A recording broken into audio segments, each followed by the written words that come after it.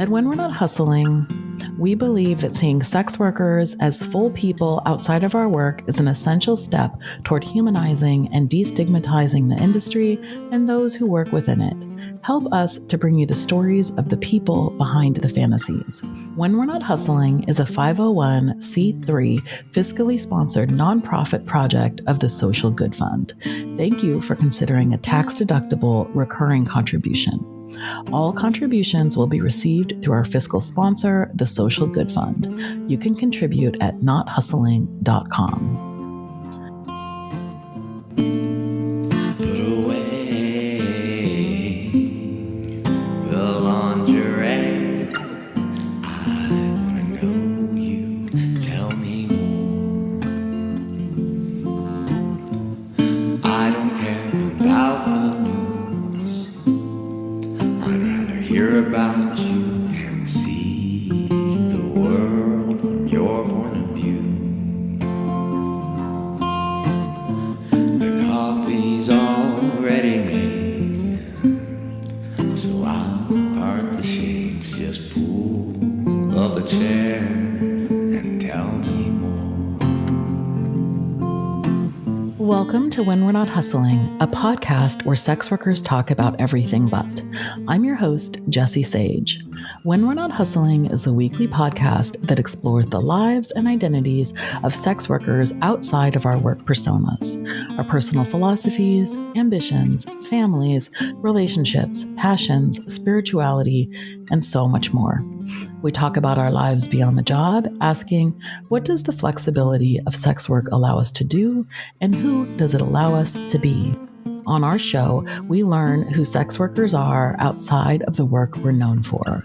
When We're Not Hustling is an exploration of the people behind the fantasies. When We're Not Hustling is brought to you by Assembly 4. Assembly 4 is a collective of sex workers and technologists working to bring the overall cost of sex work down through their advertising platform Tryst.link. They also educate clients through the Good Client Guide and provide resources and articles written by and for sex workers.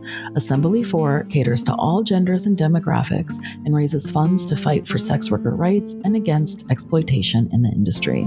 Learn more about Assembly 4 at assemblyfour.com.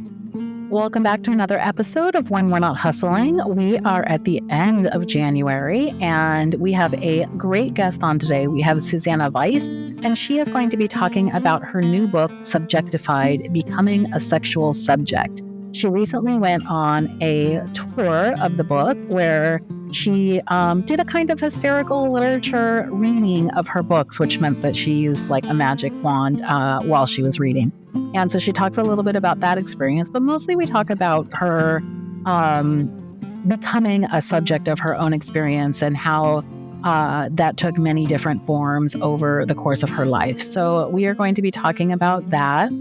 We're going to be talking about sexuality for women in particular. And when I say women, I mean like people who are perceived as women, because we are often thought to be the objects of sexual desire and not our own subjects. And that's what the topic of her book is. So by way of introduction, she is a sexologist and a sex-certified sex educator. She also offers private coaching and courses to help people improve their sex lives and relationships, and she does mentorship for writers and PR professionals. She's also a birth doula, a sexual assault counselor, and a marriage and family therapy trainee.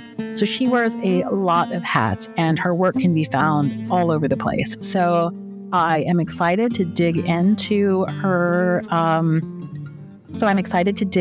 interview. So let's just go ahead and jump right to it. Hi, Suzannah. It is great to have you with us today. Hello, it's great to be here. Yeah, you are not primarily a sex worker. You are primarily a writer who wrote this new book, Objectified or Subjectified with the object crossed out.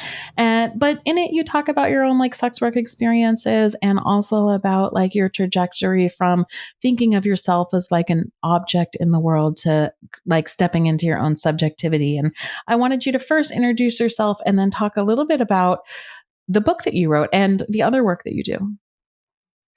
Sure. So I am a writer and sexologist. I write articles and books about sex and relationships. I also am a certified sex educator, a sex and love coach, a birth doula, and a psychotherapist in training. And I wrote this book about my own journey towards sexual empowerment, as well as the wider culture of sexual disempowerment that Mm, currently exists and what I've learned over the career as a sex writer in terms of how women can be not objects, but what I call subjects in their hmm sexuality, how we can be more active participants in sexual encounters and in hmm how we think of ourselves with regard to sex.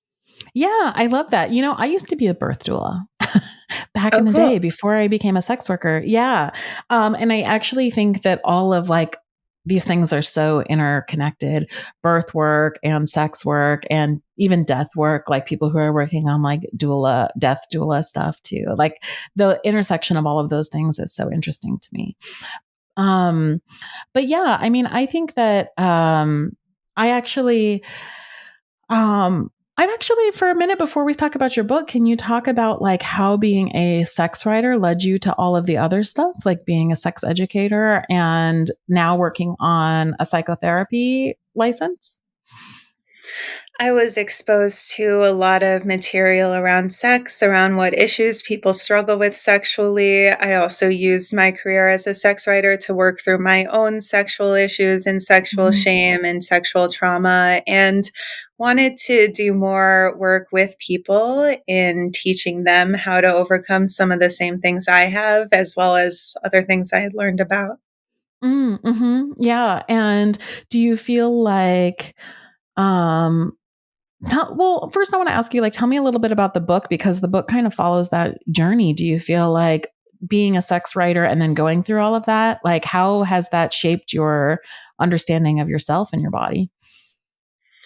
The book starts off when I was a teenager and struggled with an eating disorder, and I didn't really understand why until I was in a treatment program and went to therapy and realized that it had to do with fear of sexuality, Mm, particularly men's sexuality and being a sexual object. And I mm, thought that not consciously, but deep down, I felt that if I were to starve myself, if I were to not have curves or fat on my body, then I would be less mhm, objectified. And mhm, then soon before I went to college, I had a very affirming sexual experience where it was only about my pleasure. And I realized that what I'd been taught about sex wasn't true.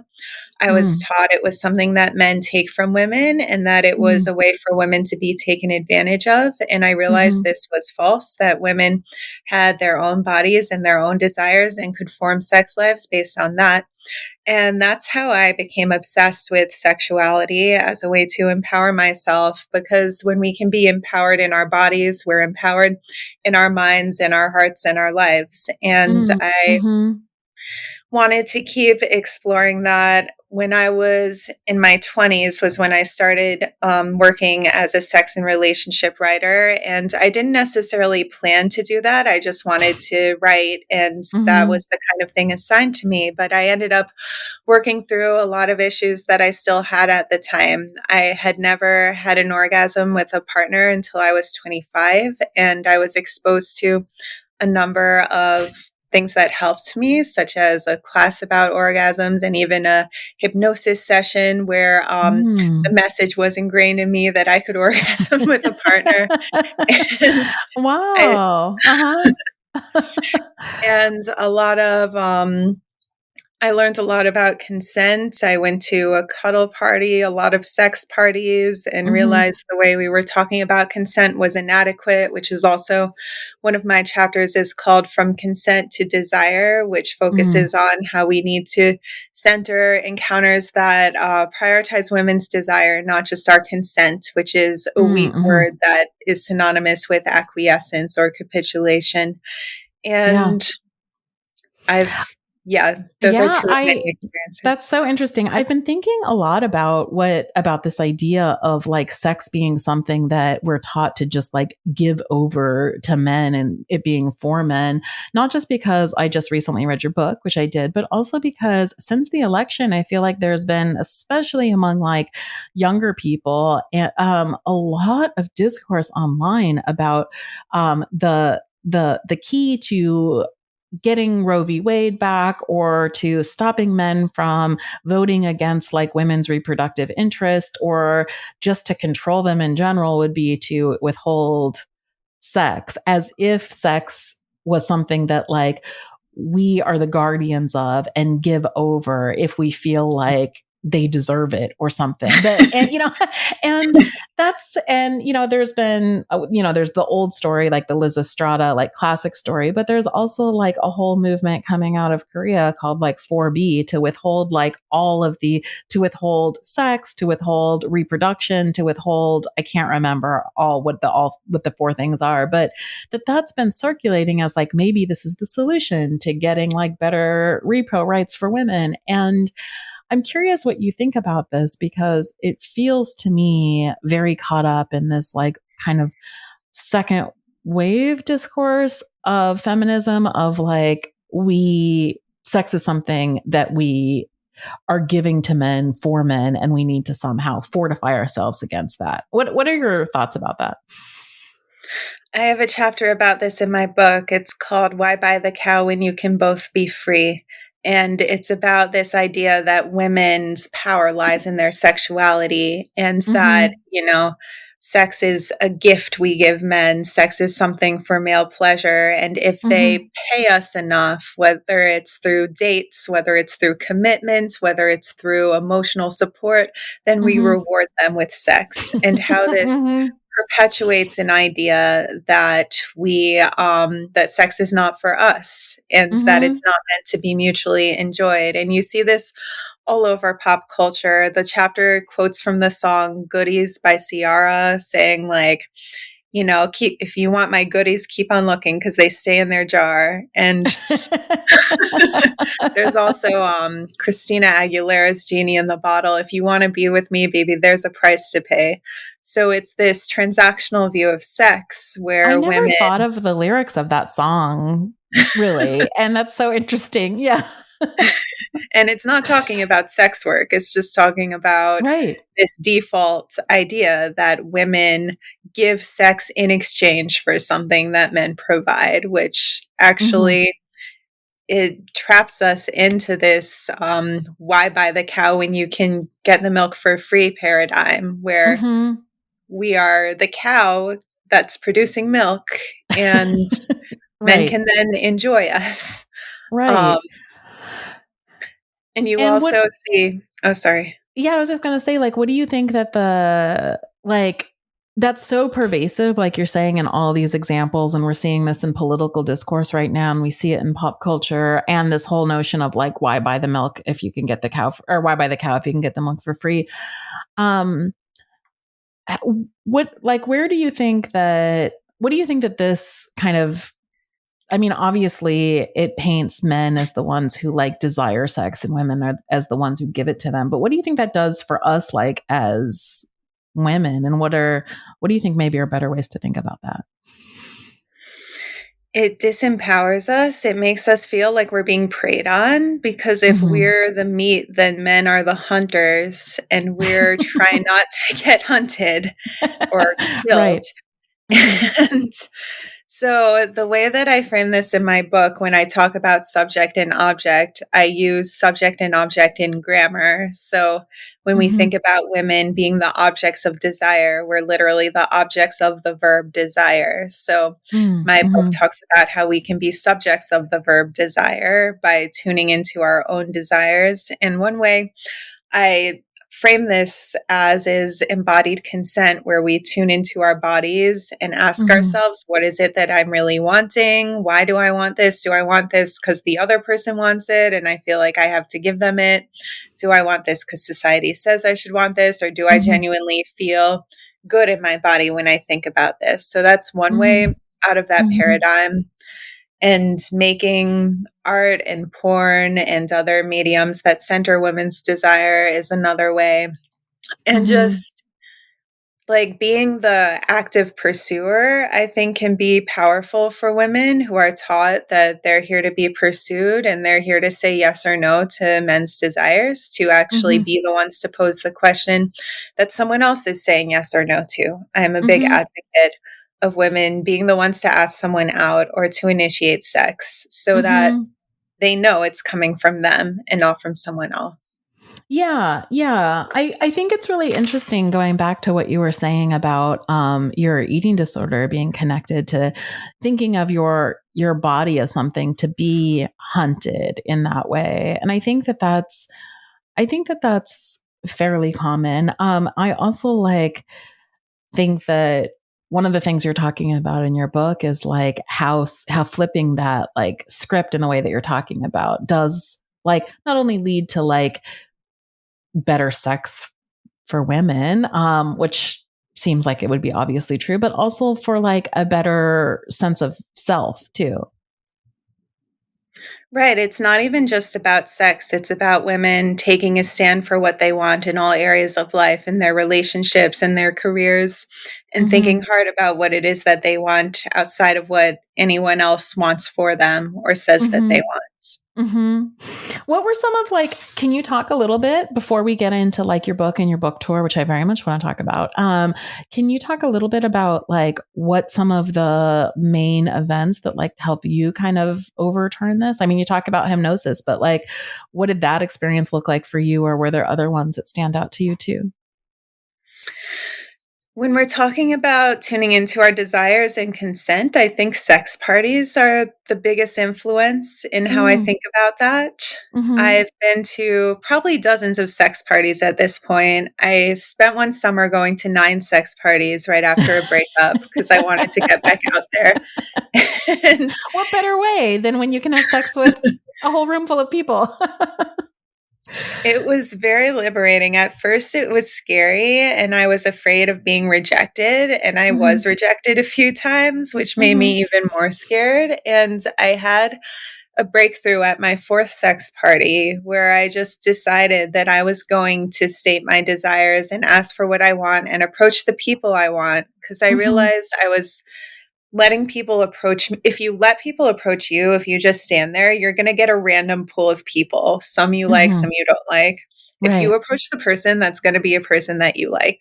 And that's my approach to online dating as well. If you're the one initiating, it's so much better because, like, if you just look through your OkCupid inbox, it's going to be a bunch of random people. Maybe you'll like 1 out of 10. But if they're sending the first messages, but if you're sending the first message, then you'll like everyone you approach. So I gained a lot of confidence through sex parties and overcame a lot of sexual shame as well. And I realized you can just go up to someone and say, "Can I kiss you?" And that was novel for me. Like, especially when women are taught we're the ones being kissed. We're not the ones kissing. We're not the ones approaching or being active. And so, yeah. And the idea you have to be really aware of your boundaries and your consent when you're at sex parties. You have to, some people are going to approach you and may or may not even ask you, even though they're supposed to. So you have to learn to say no and you have to learn to say yes. And you have to learn to know going in what you are a no or a yes to. And that combines with just exploration through dating apps and the non-monogamous community just got me really used to saying exactly what I want, to the point that if somebody suggests something, I can be like, you know what? That's not my favorite thing. I think I'd rather do this thing. And there's room for a conversation that a lot of people don't have. Yeah. Do you think that it, like, having those experiences and like the sex party scene, like, translated into like your romantic and dating life a lot too? I became a lot more assertive and a lot less afraid to be quote unquote masculine in being like a tiny bit aggressive. Yeah.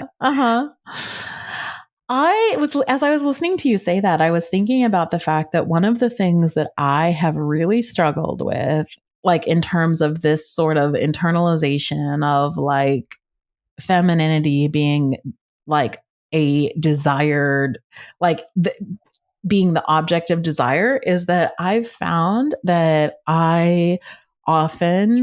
what I desire is being like desired and pursued like that. So like, and this was like a really big problem for me in my relationship because I have more desires than my partner does. And I'd often be like, but I don't want to tell you what I want. I want you to like approach me with that. And what I want is not for you to give me the thing that I want, but I want you to want it, and that's like a whole mind fuck that I've had to like very much, which coming from me, like I recognize that like you can't make somebody want something, that like them coming to you and saying, I know you want something and I want to give you what you want is like just as nice, as giving as like having them want that thing, like, in the same way that you do. And I've recognized, like, as I've been doing a lot of reflecting on that's in part like this intense socialization that like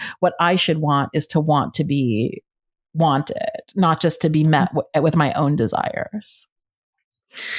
Yeah, I quote this saying in the book, the desire for the man is for the woman, and the desire of the woman is for the desire of the man. And we live by that paradigm as a society, that it's almost like male desire is a proxy for female desire. And like we're taught, I quote from this article in Cosmo, How to Feel Sexy All the Time, which is really just about how to be sexy all the time. It's like we've confused. It's like spritz yourself with perfume before you go to bed just to feel extra sexy. It's like perfume. Yeah. But we've confused women's desirability with their desire. It shows up also like in the way people have talked about Playboy and Hugh Hefner's death, someone said, he really let women express their sexuality, but is a photo of a naked woman an expression of a woman's sexuality? It's like we can't even imagine a woman's sexual desires. We're just taught that our desire is to make other people desire us. Right. And it was kind of, and I really loved that like discussion in your book. And I was thinking about the fact that like about how much like I internalized that as like a way of almost outsourcing my own desires, as like, I want you to desire this thing so that I can, and there's, it actually takes a lot of work, even for somebody who works like as a sex writer and a sex worker and like in these spaces, to kind of deconstruct that and be like, why is it that I'm like allowing myself to collapse these things, like my desire as being conflated with like my desirability, and why am I desiring my own desirability as a form of desire? And that's actually so complex, I think, and like very deep in our like social programming. I think so. Are you saying you like have shame around your desires, so then you don't want to admit to them, so you're focused on someone else's desire? No, I don't even think it's shame, because I don't think I have a lot of sexual shame, but I think it's just that like I've so internalized that like what my desire is to be desired, that it's like I need that other person to like feel a certain way that I want to feel. I don't know if that makes sense. Well, sometimes that is the desire. Like sometimes it is hot to feel longed for and lusted after, and that's also okay. I see that actually in my work a lot with, it's interesting to me, and this I didn't really know as much about until I started working in the sex industry, how many men like wish that they could feel desired in the way that they desire women, and like the objects of desire. And I thought that was really interesting too. I love to objectify men. I have a chapter about that too. But I think that there's a lot of men who want that really intensely. Why do you think so many men don't have that? I think because of the way that we are like, I think because of this, like the way that we've like, dichotomized like the roles in our culture of like pursuer, pursued, subject, object, masculine, feminine, like the person who wants sex, the person who gives it. I think that like often I think that men like, this is just my observation. I don't have any like scientific evidence to back this up, but in my like anecdotal observation, I feel like men often wish that they could like switch that and be the ones who are like more actively pursued and desired. Yeah, I've thought about that because even though I love to objectify men, sometimes I feel afraid to do it. I think it's because Mm. we're taught that men are predators. So it's almost like we're asking for danger if we're coming on to them too strongly.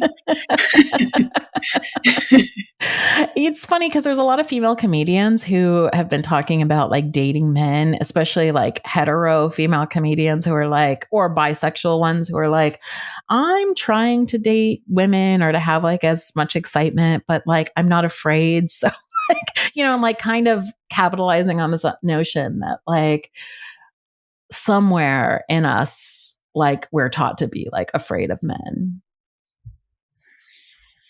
It's sad. It is sad. Yeah. I'm not really afraid of men. Is that I'm not. weird? No, I don't think it's weird. I'm not particularly afraid of them either, but I think that there is like, I think that going back to what you're saying though, that there is like a way that we are taught to be. And we see this like in our culture.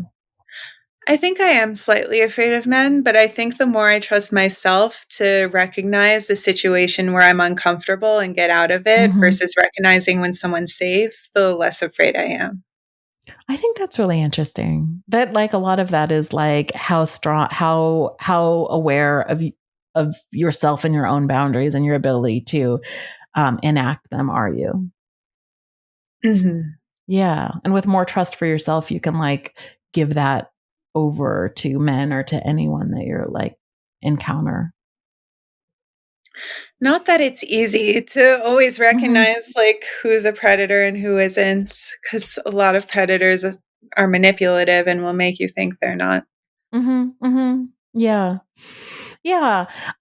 So I'm curious how much so I have a background in philosophy, and when I read your book, I was thinking of the second sex, Simone de Beauvoir's Second Sex. Did that like inform your work? I read that back in college, but I couldn't tell you, I couldn't quote from it or tell you exactly what it said.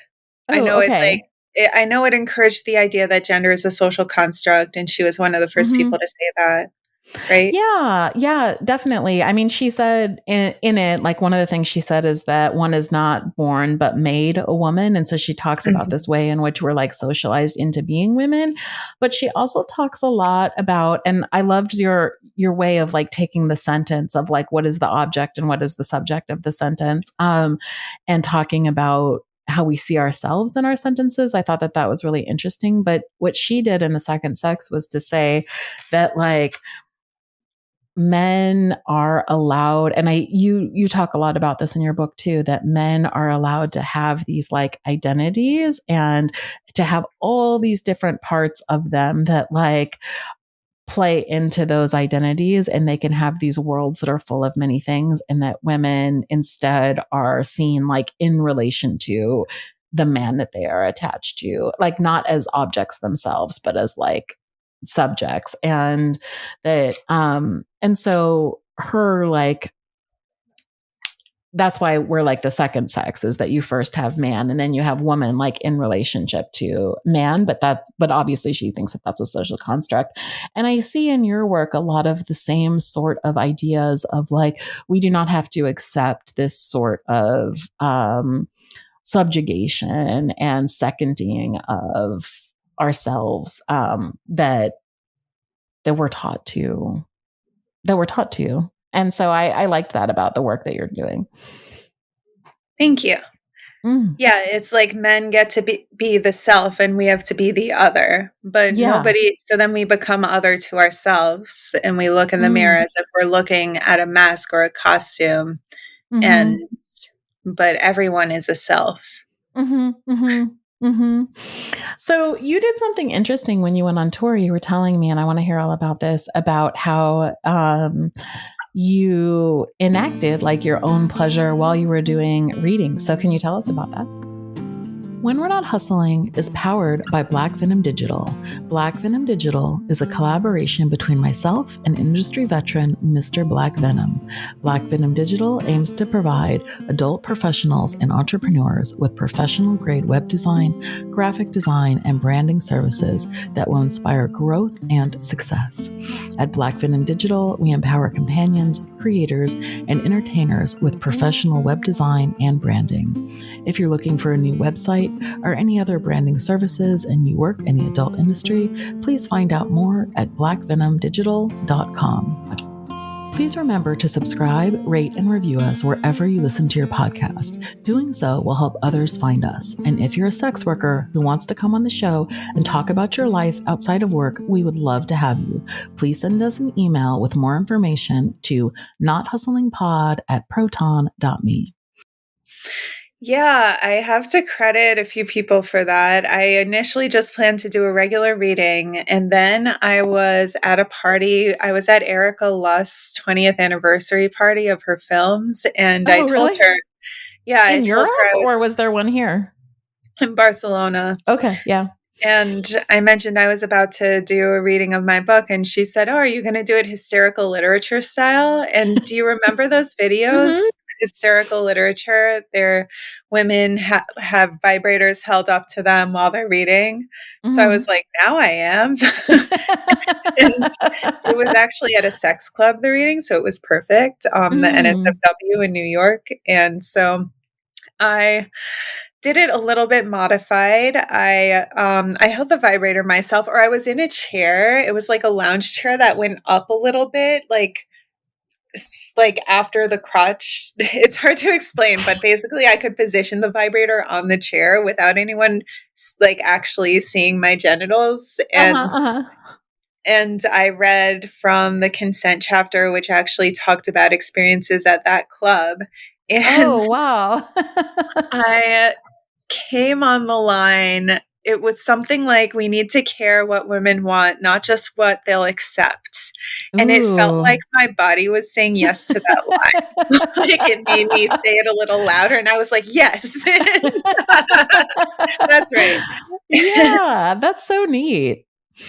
And I underlined that line. And then I was in St. Louis for a conference later that month, and I spontaneously did another performance. I just told someone about it, and she's like, "Oh, that's great. Let's gather people around." And I read from another part of the book with the Hitachi, and highlighted the lines that I came on. And I did two more of those when I visited the Bay Area at different sex parties. And then the biggest one was actually at the Club Sanctuary in Portland, Oregon, where I came 15 times while reading from a chapter about sex work. And I'm like highlighting and underlining all the lines that I come on and one master copy. So I have copies I sell at the events that just have the highlights from that event. Then I'm That's gathering so one from cool. all of them with all of the lines that my body is approving. And one day I'm going to auction it off, I think. Yeah, that's so neat to me. What was the reaction to that from the audiences? People loved it. A lot of them bought the book. Mhm. I think it puts you in kind of an altered state of mind when somebody is masturbating in front of you, that you're just like on board with what they're saying. I I mean, I haven't it's definitely how I don't know about like the book sales overall, but in terms of me selling books in person, that has been the Mhm. most effective way that I've sold books. That's so interesting. So like how has that shaped your relationship to the book itself? I feel more lighthearted about it. I think Oh, that's so there interesting. is something about, because the book is kind of heavy, and Mm-hmm. I was afraid writing it that it almost could become sex negative at times. So it was a way Mm. to reclaim pleasure after critiquing all of these ways that we discuss pleasure and that we treat pleasure, and say, but here is pleasure and I still want it and it's still good. Mm. Mm-hmm. and um and having fun with it, even though some of it is kind of heavy. I also want it to have this lighthearted, playful spirit. And Mm. in terms of the sex work chapter, that was really interesting to read, because I talk in that chapter about my experience as a cam model and Mm-hmm. how I ultimately left because I didn't like dealing with the boundary pushers and just generally um, Mm-hmm. people who didn't respect me. And it was a way for me to, I talk about in the book how I got paid to orgasm, and that was so great. And Mm-hmm. I finally found a way to get paid to orgasm in a way that didn't involve any one-on-one interactions. It just involved me doing that myself. Mm-hmm. And it was a way to experience the pleasure of sex work without the downsides that I experienced. Yeah. It was interesting to me though. So, I mean, here's an example of like where I saw you doing that I really appreciated you like seeing things from like both perspectives of like sometimes in feminism we can have like either sex negative like attitudes, but we can also have like kind of a femme phobia too that I felt like as I'm a femme and I felt a lot, especially as I was like going through like academia, and doing feminist philosophy, this very like intense femme phobia that made me feel like I had to either choose like femme presentation or choose being taken seriously. And you have this, I'll just read a little bit from your book here. You say, ever since my foray into sex work, a conversation I had with a therapist years ago has run on repeat in my head. I was complaining to her that a boyfriend at the time didn't fully see or get me. When I ask him what he likes about me, he just says, I'm nice and cute and fun, I lamented. He doesn't realize how smart and accomplished I am. Being nice and cute and fun is a virtue, she replied. Few people retain those qualities as adult. They're not inferior to intelligence or success. I hadn't seen that at the time, nor had I unpacked the fact that nice and cute and fun are deemed girly attributes, while intelligence and success are deemed manly. And maybe that that was why they were hierarchicalized in that way. I'd been too busy fighting the notion that as a woman, my body was the most important part of me. I'd embraced a feminism that appreciated women for their brains over their beauty. And then you kind of like go on to deconstruct that and say, like, there are things that I can like take, including pleasure. I mean, this is about like beauty, but like you were also talking about pleasure, of like, okay, so how can I like undo this? And then you say it helped me to realize that in prizing the brains, our culture deemed masculine over beauty, more commonly deemed feminine, was not a way to fight patriarchy. It was patriarchal and elitist, as those who make money off their bodies are often of lower economic status. And that was all like really well done, I think, to like hit up against these like places in which we're like, where we could be like body negative or sex negative or, and recognize that that impacts the way that we think too. And then how do we as like, how do we overcome those and come to think of those as virtues too? And so I thought that was like, I see that theme happening over and over again, but especially in the sex work chapter. Yeah, I think for me, I went back and forth with this in the book, like regarding this, especially it came out in the pubic hair chapter, this idea of Mm-hmm. like, oh, these stupid feminine standards, and then, oh my God, but I enjoy fitting them. And Yeah.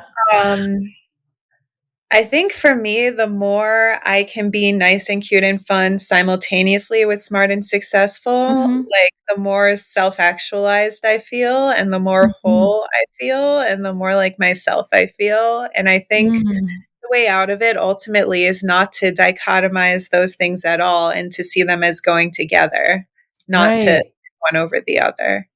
Yeah, that's what I really liked about it. And same thing with like your journey in sex work, because at the beginning of it, I feel like you did talk about like, oh, I'm going, well, first, before you even started it, you were like, I don't know if I can do that. I'm fighting against like the objectification of women and being naked online or being paid to be naked. Isn't that playing into it? And then like, well, I don't know, maybe let's try. Let's see if that's what's happening in the sex industry or if people have it wrong. And that sort of openness, and then going into it and being like, hell yeah, this is great. I get paid to orgasm. And then like, wait, there's there's a little more to it than that. It's not just about my pleasure. And so there's which I think most sex workers, at least, and I appreciate that you like name your privilege here. Most sex workers who are coming into it with a degree of privilege when they start it, clearly survival sex workers aren't having the same experience, but a lot of people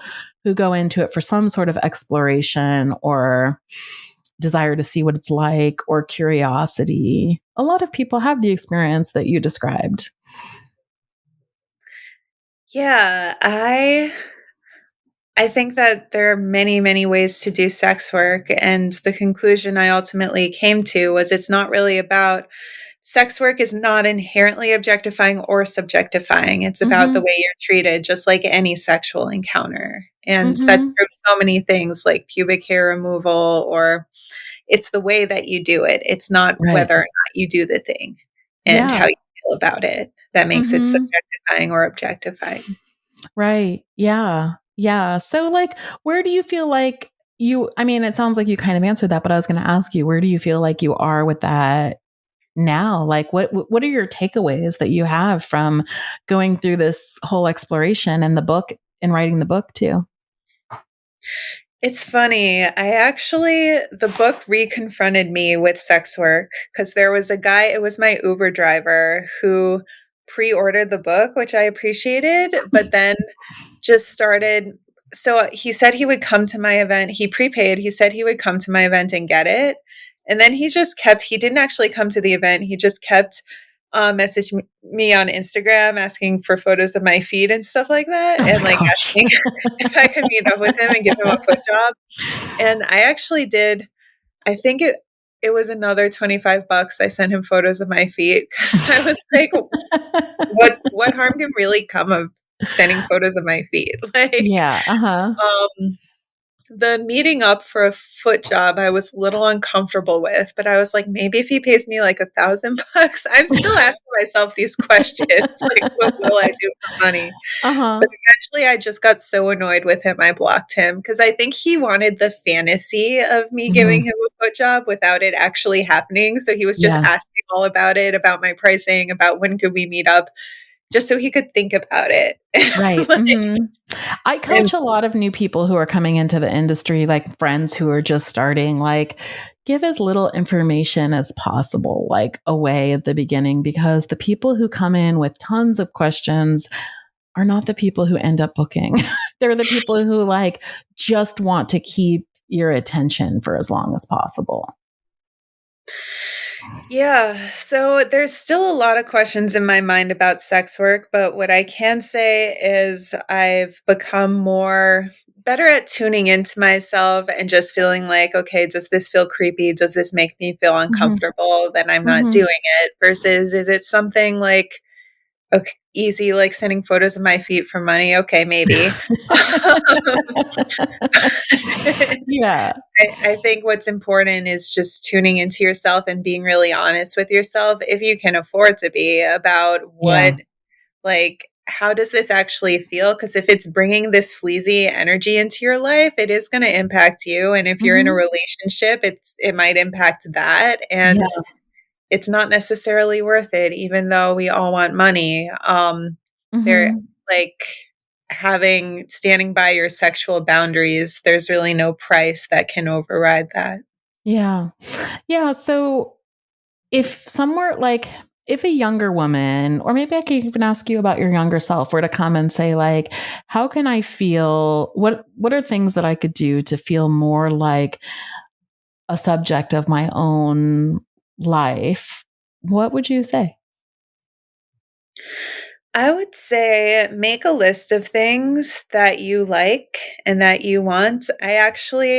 In my therapy sessions, I actually created a worksheet for one of my clients. It was just like, who am I? And it was like, Mm. it was very basic. It was like my favorite band, my favorite food. This thing makes me happy. This thing makes me feel Mhm. happy.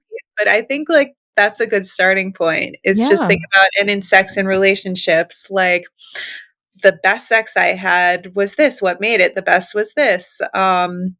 I enjoy this sequence of events in a sexual encounter. I prefer to Mhm. be submissive. I prefer to be dominant. I prefer for someone to look into my eyes when they kiss me. I'm Mhm. attracted to this kind of person, to these qualities. Like, just get Mhm. to know who you are so then you can make decisions based on who you are and not based on what somebody else wants you to be or what somebody else wants from you or what Mhm. society says you should be or should want. Yeah. Get to know yourself and then check in with yourself about, is what I'm doing consistent with that? Or Mhm. am I being an object in the sense of doing what I think other people want me to do? Yeah. Mhm. Yeah, and I like the way that you qualify that actually, because being an object itself is not bad if that's what you want to experience in some ways, but it has to be like a way that it brings you some sort of like pleasure and that you want to experience it. I say in the book, it's okay. It can be subjectifying to be an object if you are the Mhm. subject creating the scenario where you're objective. Mhm. Or Right, very writerly. How do we construct this? Yeah, yeah, that seems right to me. Um, what what surprised you the most as you went through the process of like writing this? Because I'm the sort of writer that I learn kind of what I think and feel through the process of writing, and I was wondering if that's true for you too, and if there's things that you learned about yourself as you went through and wrote this. Definitely. I realized that the first iteration of the book, which I drafted in 2017, was not actually my voice. It was the voice Mm, of magazines I'd written for, that it was a voice I mm, was taught to write in. And the more interesting. time went Yeah. on, the more I disliked it because I realized it didn't sound like me. Uh-huh. Um, I created a Did you term rewrite the whole thing?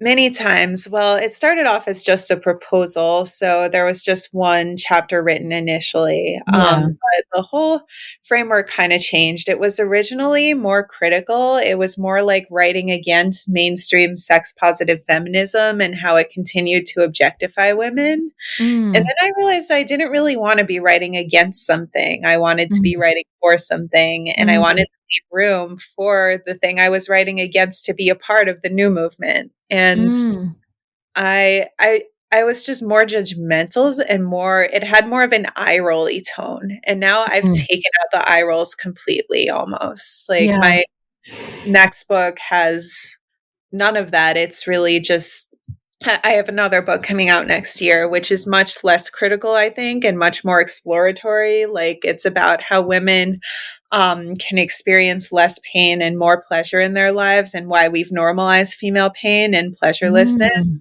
And mm. it is, there are a few eye roll moments, but like when I talk about the divine feminine, I still get very eye rolly. But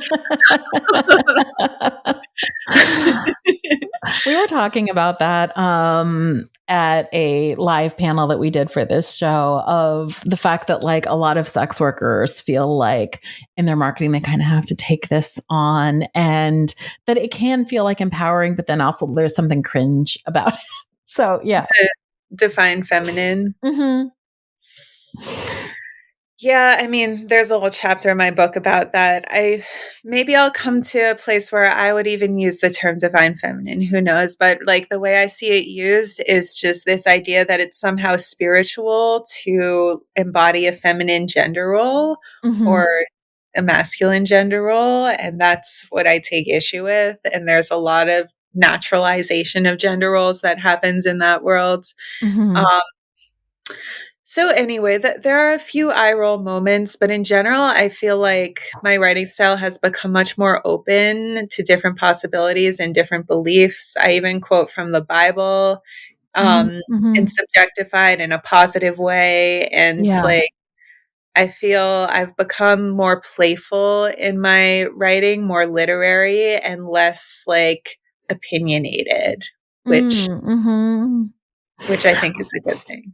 Yeah, I mean, but I get what you're saying though, because especially if you're doing sort of journalistic writing, that there is a push to do that for clickbait reasons, and because you want to like, you only have a short amount of time, so you want to like pack the most punch, and you don't necessarily have to do that in long form.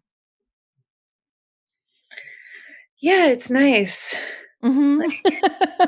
Yeah, you can be you can be much more like sincere, and your book does come across as very sincere and like very open to both like exploration, but also to changing your mind.